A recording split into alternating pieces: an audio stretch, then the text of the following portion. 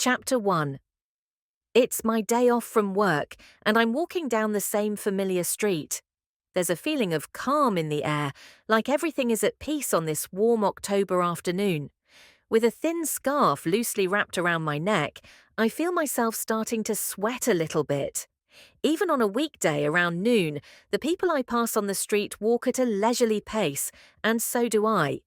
And from time to time, we come to a stop and disappear silently into one of the many bookshops along the way, like we've been swallowed up. The Jimbocho neighborhood is a little unusual for Tokyo because most of the stores there are bookshops. Each of the used bookshops has its own particular specialty. Some carry art books or play scripts or philosophy texts. Others handle rare items like old maps and traditionally bound Japanese books. Altogether, there are more than 170 stores. It's impressive to see all those bookshops lined up one after the other down the street. If you cross the avenue, you'll find yourself in an area of offices, surrounded by tall buildings. But within its borders, the neighborhood has done a good job keeping the rest of the city at bay. Only here are there rows of picturesque buildings. It's like the neighborhood exists in a different time, enveloped in its own quiet little world.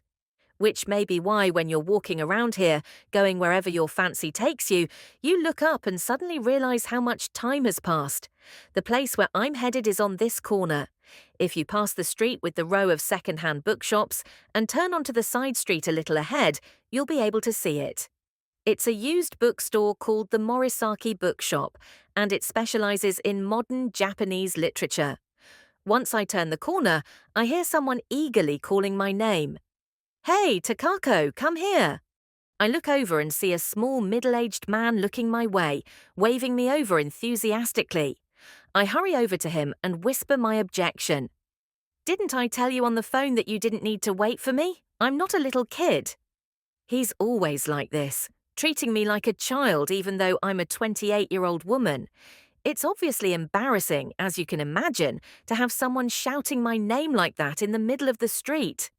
"Well, it was taking you so long to get here. I got to worrying that you might have gotten lost." "That's why I told you. You didn't need to wait for me in front of the shop. I've been here dozens of times. How could I possibly get lost?" "Sure, I guess, but you know you can be a little bit absent-minded sometimes." "You mean you can, don't you? Take a good look in the mirror sometime. You'll find a very absent-minded man staring back at you." This is Satoru Morisaki, my uncle on my mother's side, and the third-generation proprietor of the Morisaki Bookshop. The original store, started by my great-grandfather back in the Taisho era, no longer exists. The current store was built almost 40 years ago. At first glance, my Uncle Satoru might seem a little sketchy. He's always dressed in threadbare clothes with slip-on sandals on his feet, and his shaggy hair makes you wonder if he's ever had a proper haircut in his life. And on top of all that, he's always saying off-the-wall things, and he ends up blurting out whatever he's thinking like a child. He is, in short, a tough man to figure out. And yet, in this peculiar neighborhood, his odd personality and unusual appearance strangely seem to work in his favor. He's surprisingly well-liked. It would be difficult to find someone around here who doesn't know my uncle. His Morisaki Bookshop is an old-fashioned store in a 2-floor wooden building untouched by time, every bit the image of a vintage bookshop. The inside is cramped. You could get 5 people in there, but just barely. There's never enough space on the shelves. The books are piled on top and along the walls, and even behind the counter where the cash register is. And the intense, musty smell particular to old bookshops penetrates everything. For the most part, the books on the shelves are cheap, running from around 100 to 500 yen, but the store also sells rarer things like first editions of famous writers. The number of people looking for second-hand books like these has dropped since my grandfather's generation. From what I've heard, there were some extremely difficult times. It's only thanks to the customers who love the shop and have kept coming back over the years that it's still in business. I first came to the shop more than 3 years ago. Back then, my uncle let me come live on the 2nd floor and told me I could stay as long as I liked. I can still vividly recall the days I lived here. At that time in my life, I was feeling desperate, although the cause now seems insignificant when I look back on it. At first, I often lashed out at my uncle and locked myself in my room like some tragic heroine, crying all alone. Yet he patiently endured it all and offered me kind words and caring instead. As time went on, he taught me how thrilling reading can be and how crucial in life it is to not hide from your emotions, but to face them. Naturally, my uncle was the one who introduced me to Jimbocho. At first, I was confused to look down the street and see just one bookstore after another. The great writers have always loved this place too, my uncle said, sounding like he was boasting about himself. It's the best neighborhood of bookshops in the whole world. To be honest, I didn't get what he was talking about then. I couldn't see what there was to boast about. But as time passed, I came to understand what he meant. Jimbocho is brimming with charm and excitement. There's no other place like it in the world. My uncle and I are still bickering back and forth in front of the shop when I hear a loud voice shout from inside, "Hey, what are you two doing?" When I peek in, I see a woman with a short, stylish haircut sitting at the counter, staring at us with an irritated look on her face. That's Momoko. "Quit dawdling out there and come in already, will you?" She waved us in impatiently. She didn't seem to enjoy waiting in the shop for us by herself. Momoko is Uncle Satoru's wife. You'd think she wouldn't be so different in age and appearance from my uncle, but she has such a straightforward and candid way about her that she seems much younger. My uncle is no match for her. Whenever she's around, he's always on his best behavior, like a little lapdog. It's only when she's there that you ever see that side of him. Actually, Momoko lived apart from my uncle for almost 5 years as a result of some unfortunate circumstances, but about a month ago she returned home safe and sound. Since then, she and my uncle have been running the shop together. "So, Takako, what's new with you?" Momoko asks with a smile. She has such fine, straight posture that she somehow looks elegant, even wearing just a sweater and a long skirt. I don't think I ever want to become someone who fills a room the way she does, but I do wish a little bit that I could have some of her grace. "Things are good, peaceful and calm. Work's going well. How are you?" "I'm doing great," she says, flexing her arms to show off her biceps, like she's doing her Popeye impersonation. "That's good to hear," I say, feeling a sense of relief. Years ago, Momoko had had a serious illness, and we're still watching her prognosis. My uncle is always very careful about Momoko's health, but it seems like his constant concern ends up irritating her. "I've got some sweet daifuku mochi with me. Shall we have some?" "Oh, maybe we should." My uncle checks that Momoko has gone to the back and then complains to me in a whisper. "It's awfully cramped with Momoko here with me at the shop, but that's how it goes, I guess. It's just so much easier to work alone." "But weren't you lonely when you were actually left all by yourself?" I'm only trying to tease him, but he gets all worked up and argues with me like a little kid. "That's nonsense. I mean, when she's back behind the counter, where am I supposed to go? These days, I'm just pacing back and forth by the entrance like a guard dog." "Is that by any chance why you were standing out in front today?" Take a guess. He confesses this pitiful fact with a straight face, then leans forward like he's going to whisper in my ear. "But I've got more. Important things to tell you, Takako," he says. "Like what?" "The other day I got some pretty good stuff at auction. I haven't put it on sale yet at the shop. But for you, I'll make an exception and let you have a little look." He might have tried to sound reluctant, but I know there is no way he isn't going to show me those books. Yet I've been so thoroughly converted that I'm excited to see them. I almost wonder if this love of books is hereditary. I sometimes think that might be why I'm still coming so often to the shop on my days off from work. "Show me," I shout without meaning to. "I've got to see them." "Hey, I just made tea for you two." Momoko looks at us dumbfounded, with the teapot in her hands. "This is a bookshop," my uncle says bluntly. "How are we not going to look at books? Right, Takako?" "Right," I agree with a laugh. My aunt gives us an annoyed look and grumbles, "You two are the worst." This is my beloved Morisaki Bookshop. It's been an inseparable part of my life since the days I lived here. In its own modest way, it's a place that holds so many little stories within its walls. Maybe that's the reason I keep coming back. Chapter 2. The Morisaki Bookshop bills itself as a store specializing in modern Japanese literature. The shop does stock some contemporary novels, but those are kept on the 100 yen cart at the entrance. Inside the shop, there are basically only novels that date from the Meiji era to early Showa, which is why the interior is permeated by such a damp and musty smell, but that comes with the territory. Maybe it's because the shop deals with a special type of book that it tends to attract a lot of customers who are a bit eccentric. Now I'm perfectly accustomed to them, but at first they threw me off. It's not that they're hard to deal with. In fact, for the most part, they're perfectly harmless. They're just a little unusual, that's all. They come in now and then, hardly saying a word, lost in their single-minded search for a book. These customers, who are overwhelmingly elderly men, are, without fail, solitary figures. There's something about them that makes it impossible to imagine their everyday lives, so much so that if someone told me they were harmless ghosts or some kind of otherworldly creature, I might actually be persuaded to believe it. Whenever I visit the shop, I find myself weirdly concerned about whether they're still healthy enough to come in. I've never been close to them, but I can't help but hope they're well. I feel a kind of sympathy for them since we all love the same shop. And given the advanced age of most of these customers, I worry about them. So if they happen to come in when I'm helping out at the shop, I feel a secret relief when I see they're doing well.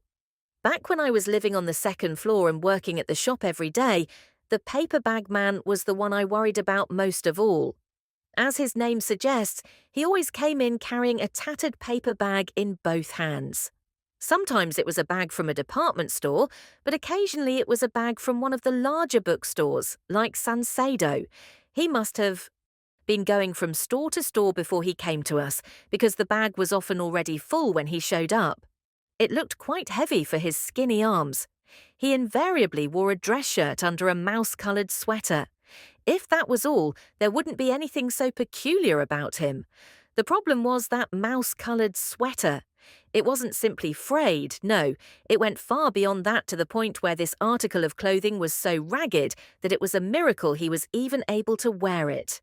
Now, there was nothing about the old man that seemed unhygienic. In fact, he seemed neat and clean, aside from the absurd condition of his sweater, which looked like it had been dug up from some archaeological site. The first time I saw him, I was quite shocked. I snuck glimpses of him as he silently selected his books, and several times I felt the urge to shout, "Sir, you should be buying clothes, not books." But he didn't seem to notice. He bought 10 books, stuffed them into his paper bag, and left the shop without saying a word. Ever since that day, I haven't been able to take my eyes off him when he comes in.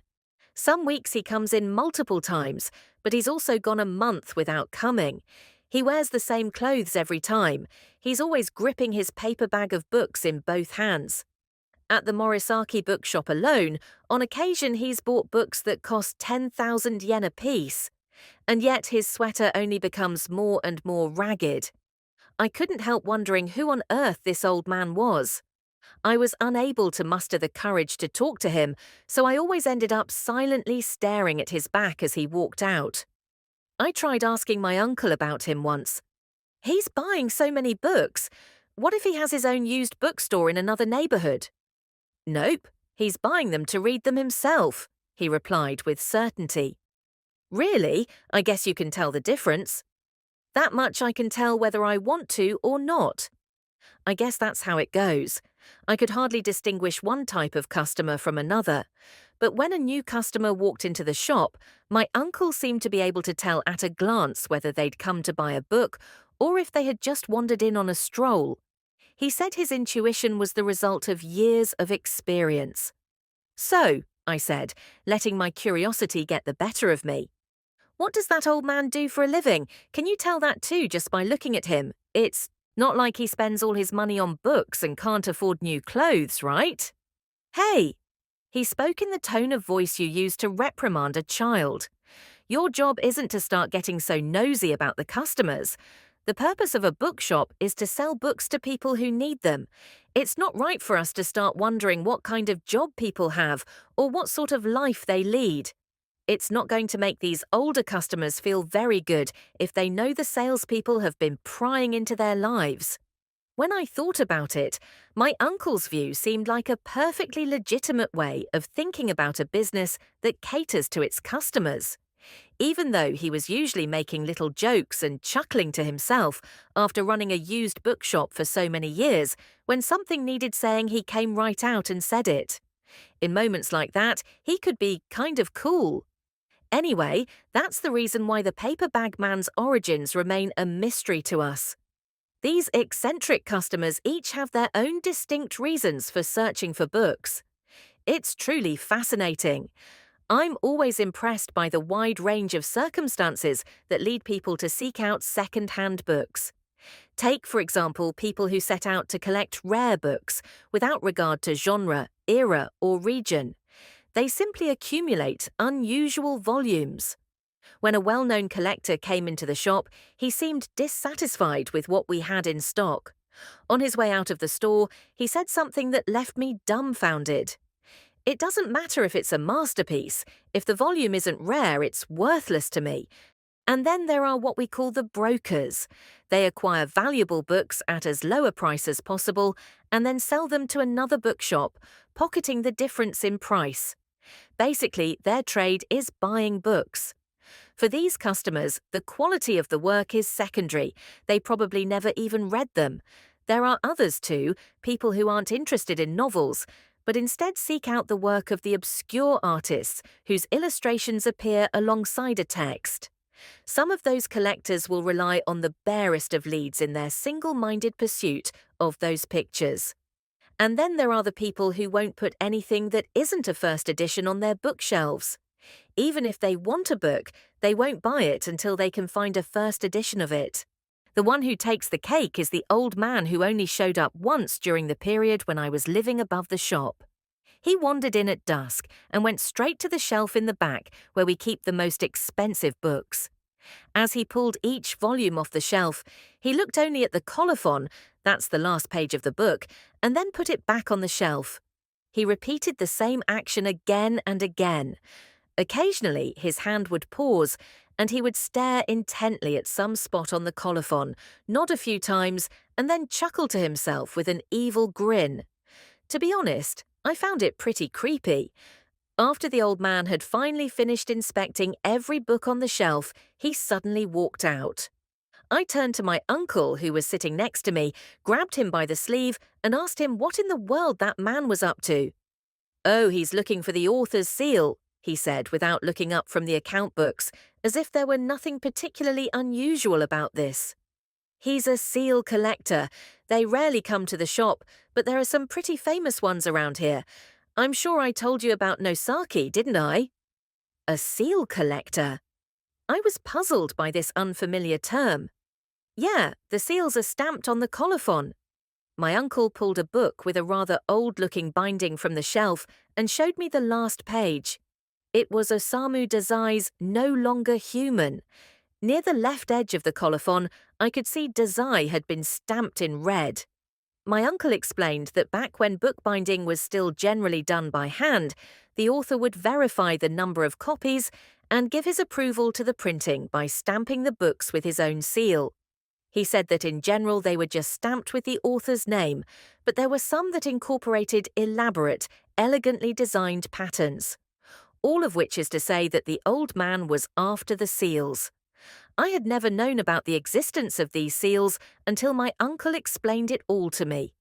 But still, what was the point? Was he going to cut out all of these seals and paste them like stamps into an album so that every night he could stare at them with that big smirk? "Yeah, something along those lines," my uncle said nonchalantly. "Well, I think some of them would hate to cut them out of the books, so they just collect the volumes. That's totally insane. There are people in this world whose hobby is astronomy and who find the vastness of the universe thrilling. And then, on the other hand, there are people whose hobby leads them to go to great lengths to collect these insignificant little seals. It's kind of hard to fathom. Uh-oh, Takako, you might be getting a little too worked up about this, my uncle said at the end, giving me a sideways glance. When he saw the perplexed look on my face, he burst out laughing. Hey, I'm back! And with this cheery greeting, Sabu appeared. He closed the door behind him with a loud noise and said something I didn't quite understand. Ah, great weather, isn't it today? It makes me feel like reading Kosaku Taki. Then he plopped himself down on the chair in front of the counter like it was his. My uncle, who was accustomed to this, said, I'll put on the kettle, and started to make tea. Of all the regular customers of the Morisaki Bookshop, Sabu was probably the most regular of them all. Although that didn't necessarily mean he was making all that much of a contribution to our sales figures. Only that he was the one who came in more than anyone else. More of a regular browser, a short and stout man with a friendly face who loved to talk. I didn't know exactly how old he was, but I'd say somewhere in his mid-50s. Except for the area around his ears, he's spectacularly bald. He'll sometimes joke about it himself. Oh, where's Momoko today? He asked my uncle, while he looked all over the shop for her. Of course, Momoko was wildly popular with the men who were our regular customers. She was such a good listener and a straight talker that she seemed to have stolen their hearts. The result has been a curious phenomenon, a sharp increase in the number of customers who come to see her. Sabu, of course, is one of the many she has in the palm of her hand. If you're looking for her, she's over at the other place, my uncle said, gesturing toward the doorway with his chin. Sabu immediately looked disappointed. What? That's a shame. Momoko recently started helping out in the evenings at the little restaurant less than 10 steps from the shop. After the head chef suddenly quit, the owner turned to Momoko, who was both a good cook and good at handling the customers. I don't know if this is true or not, but I heard that the restaurant was doing amazingly well, far better than before. When we said we were concerned that a hectic job like that might be too much for her health, she said, I can handle this. It's my choice. You and Satoru worry too much. Sabu wasn't paying any attention to me, so I had no choice but to say hello. Oh, Takako, you're here. Even though I had been right in the middle of his field of view, he seemed just now to be noticing I was there. Ever since Momoko's return, his treatment of me had been openly shoddy. Before that, he had taken such a liking to me that it was actually becoming a bit concerning. He'd even been telling me I had to marry his son. I'm helping out today, I said. Helping out? What's a young person like you idly frittering away a weekday afternoon? Don't you have a real job? That's rude. It's easy to take a day off at my office. He giggled when I took offense. That's how Sabu was. He was nice, but he had a sharp tongue. In this neighborhood, however, he had a reputation for being someone who knew everything that was going on. It's something he took pride in. So whenever he came by the shop, he always asked my uncle first about the other regular customers. How's Takigawa doing these days? He hasn't been in recently. Before, he'd always come in once every couple of weeks. I hope he's not ill. It would be a relief if he dropped by sometime. How about Professor Caruso? That guy's figured out how to deduct his book allowance from his research budget. A clever move. The professor was here 2 days ago. How about Yamamoto then?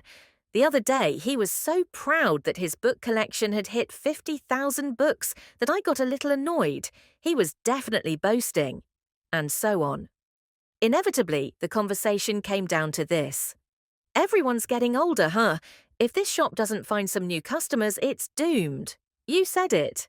And then Sabu and my uncle would laugh together as if they'd said something funny. Those two went through the same routine every time. It was weird to me that they never got tired of it. For a long time, I'd had my doubts about Sabu. Like, who exactly was Sabu? He always seemed to have free time. I had never once seen him busy. And even if the books he bought were not big-ticket items, he'd been buying books for an awfully long time. Unless he had an extremely large house, where on earth was he keeping all these books? The fact that he had a beautiful wife who always looked nice in her kimono was another mystery, which naturally brought up another question. What did Sabu do for work? The more I thought about it, the more it seemed that Sabu was the most mysterious character around. At the shop, Sabu was essentially no longer treated like a customer. My uncle probably wouldn't get upset if I tried asking him about it. So, at some point while the two of them were still sipping their tea and talking about this and that, I interrupted. "Sabu, may I ask you something?" "Why so polite all of a sudden?" "What do you do for work? You talk a lot about people idly frittering away their days, but aren't you the idlest of them all?" It was as if Sabu had been waiting for me to ask this question. He slowly turned up the corners of his mouth and smirked at me like a detective in a hard-boiled novel. It was incredibly annoying. "You want to know?" he said as he leaned forward on the chair in front of me, bringing his face closer to mine. "I do." Even though I already regretted bringing up the subject, I nodded just like he wanted me to. Interacting with Sabu often led to these extremely irritating situations. "Why do you want to know?" "Actually, I don't really care." "You won't reel me in like that." "Ah, come on, enough already." "Okay, I've just got to know. I can't take it anymore. If you don't tell me, I won't be able to sleep tonight." There. Satisfied. "Really?" "Sure, I really, really want to know. What on earth do you do for a living?" I was getting tired of asking when Sabu nodded with a satisfied look, leaned closer and whispered, "I'm not telling." I stood there with my mouth opening and closing over and over like a goldfish. When he saw my reaction, Sabu doubled over laughing, "Mhahaha." Wait. He was truly an infuriating old man. He was totally mocking me. No, it was too perfect. A masterpiece. "Hey, Uncle Satoru knows, doesn't he?" "Ah, I do, sure." "Hey, Satoru, you can't tell her." Sabu shook his head fiercely side to side, looking flustered as he tried to command my uncle not to tell me. "It's too soon to tell Takako. Whoops, my mistake." "What are you talking about?" "A man with more of a mysterious side has more charm, don't you think? That's why I'm not going to tell you. Your curiosity will grow and grow until it becomes an obsession, and you'll end up dreaming about me." "Absolutely not. It doesn't mean anything to me at all anymore." "Such a headstrong woman." "No, I really don't care. I'll never ask you again," I said indignantly. "Well, I think I should be going now. I've had my fill of teasing you, Takako," Sabu said. Then he downed the rest of his tea and walked out of the shop, cackling to himself as he went. "Good grief, that guy," I said, dumbfounded. My uncle seemed to agree. "Well, he's a strange guy." This shop really does attract one strange guy after another.